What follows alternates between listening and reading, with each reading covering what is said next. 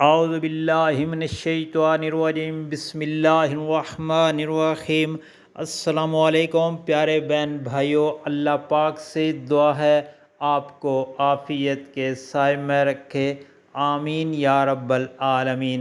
حضور نبی کریم صلی اللہ علیہ وآلہ وسلم نے ان کلمات کو جنت کی کنجی قرار دیا ہے۔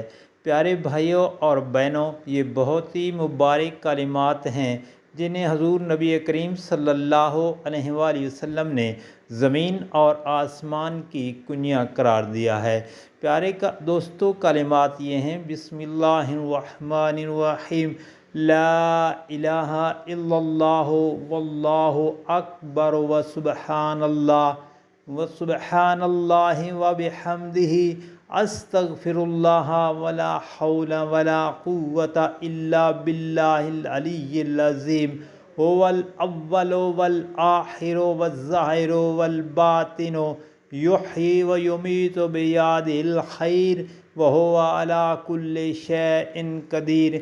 پیارے بھائیوں اور بہنوں، صالحین کے ارشاد کا خلاصہ ہے کہ جو شخص صبح اور شام کو 10 بار پڑھ لے تو اس کا دامن مرادوں سے بھر جائے گا اور اسے قرب خاص حاصل ہوگا۔